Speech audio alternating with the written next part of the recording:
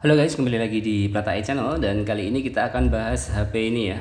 HP yang sebenarnya sudah kadaluarsa lah bagi orang-orang tertentu, tapi masih enak banget dipakai. Dan gimana pengalaman saya memakai HP X internasional ini untuk keseharian saya, kita akan ceritakan di sini ya. Jadi ini baru saja saya beli, belum ada sebulan dan udah saya pakai beberapa minggu ini ya. Dan ternyata seperti apa sih rasanya? Bagaimana bedanya dengan yang satu ini? Dan bagaimana dengan HP yang saya pakai untuk dry diver yang ini ya. Jadi kita akan bahas di sini semuanya dan stay tune. Nah, pertama kali ini kita akan bahas, ini kita sampaikan dulu, ini adalah iPhone X ya. iPhone X itu ini umurnya sudah 3 sampai 4 tahun lalu. Dan kenapa saya beli ini, ada alasan-alasan tertentu dan bagaimana rasanya jika dibandingkan dengan ini ya, yang X Pro. Ini semuanya barangnya dari sini. Ini yang X Pro dan ini yang iPhone XR ya. Nah, sedangkan ini bungkusnya yang iPhone 11, HP-nya sedang dipakai di sebelah.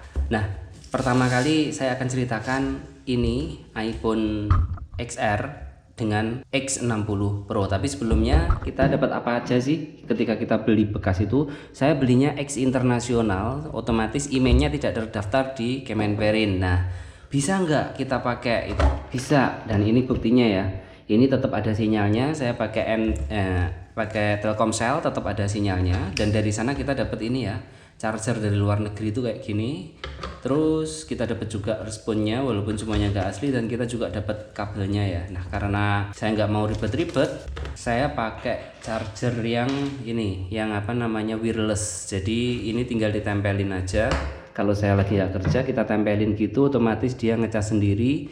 Dan walaupun kata orang-orang boros sih, lumayan enggak juga ya kalau kita kerjanya di kantor kemudian sambil main HP kita taruh gini, dia otomatis ngecas terus. Nah ini saya dapat di baterai health-nya atau kesehatan baterai di 87. Saya pakai sebulan juga belum berkurang dan juga lumayan ya. Nah, pertama, bagaimana rasanya dengan ini HP yang harganya 2 kali lipat. Ini saya beli 4.800.000, sedangkan ini saya beli 10 juta kurang 1.000 baru, dan ini bekas ya. Nah, perbedaannya apa? Jauh banget sebenarnya dari spek. Dari kamera sendiri ini sebenarnya jauh lebih tinggi ya. Ini udah pakai Zeiss, pixelnya tinggi, kemudian kamera depannya bagus, kemudian udah 120 refresh rate-nya. Jadi kalau kita buka Facebook itu scroll nggak akan sakit di mata ya. Beda dengan ini, kita scroll itu agak gimana gitu.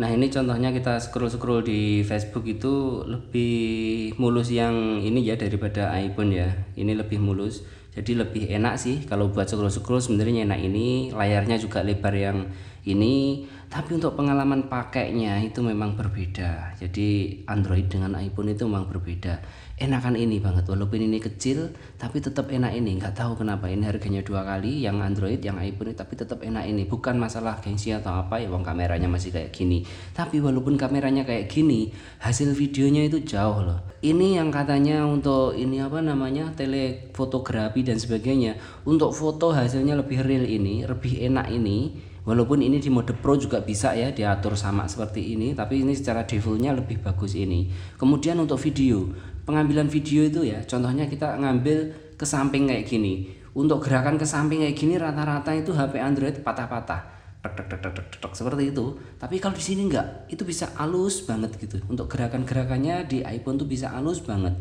Nah, itu yang menyebabkan suka ya, enak dipakai di iPhone untuk kamera belakang. Tapi untuk kamera depan jelas jauh beda. Kalau ini untuk selfie ya nggak cocok banget ya, hasilnya jelek gitu ya, hasilnya nggak terlalu bagus. Nah, tapi lah untuk seharian, untuk foto belakangnya, untuk di Facebook, untuk main sosial media ini cepet banget ya. Walaupun harganya sekarang udah 5 jutaan aja nggak tembus gitu ya. Nah, lalu kita bahas bagaimana dengan iPhone 11. iPhone 11 ini saya beli baru, harganya 12,99 juta ya dulu.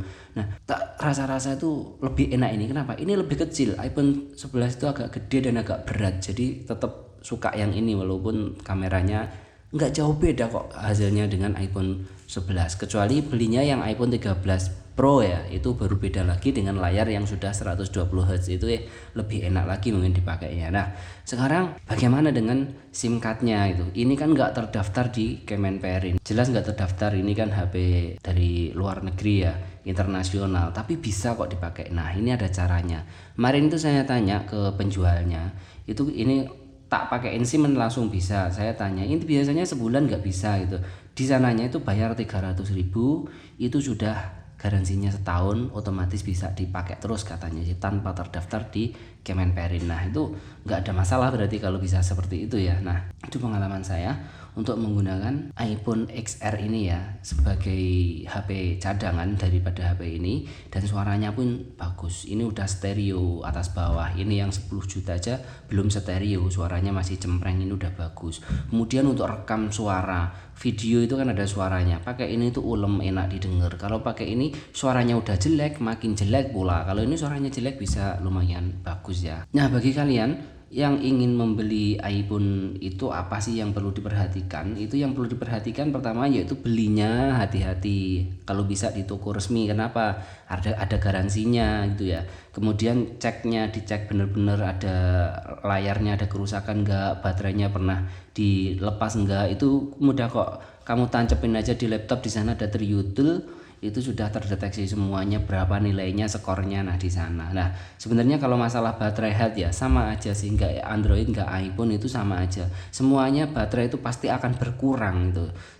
Sejalan dengan pemakaian itu berapa tahun, ibaratnya 1 tahun pertama 100%, nanti tahun kedua pasti turun seperti itu. Memang untuk teknologi seperti itu. Kalau nggak baterainya nggak rusak ya, pabriknya bangkrut, nggak pernah buat lagi gitu yang baru. Terus kemudian ada yang tanya ya, iCloud-nya gimana? Ya, kalau kita punya akun di Apple ya nggak perlu iCloud-iCloudan apa yang ini ya, pasti bisa kita login dengan akun kita ya sudah bisa itu loh. Kemudian saya bahas lagi ya, kekurangannya ini apa sih itu. Jadi ini kan ada face unlock ya, kalau iPhone itu kan nggak ada sidik jarinya, itu pakainya face unlock. Face unlocknya itu kurang canggih, kalah dengan ini. Kalau saya pakai masker misalnya, ini nggak bisa kebuka-buka, harus pakai sandi. Kalau ini pakai masker pun yang kebuka 2 mata itu udah bisa ya. Bahkan yang iPhone 11 juga sama. Kita nggak pakai kacamata, kemudian kita pakai kacamata itu sering nggak kebaca itu. Kalau Android memang untuk teknologinya itu lebih bagus ya.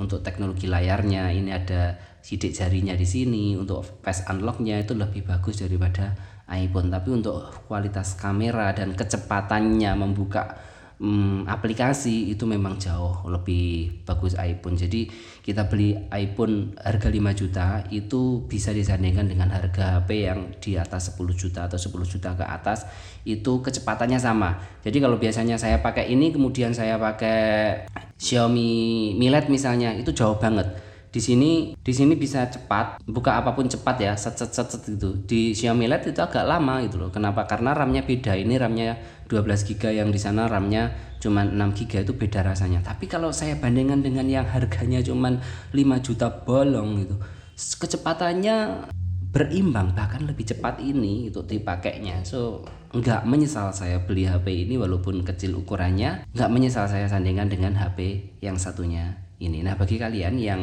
sekarang masih bimbang ingin membeli iPhone yang lama, terus kemudian dengan berbagai pertimbangan, saya kasih saran saja, tidak menyesal membeli HP bekas ini daripada HP baru seperti ini. Kalau bisa ya nggak apa-apa, 10 juta HP baru enak juga dipakai. Tapi kalau uangnya cuma separuh, nggak menyesal membeli HP ini daripada membeli HP Android yang RAM-nya cuma 4 GB, 6 GB.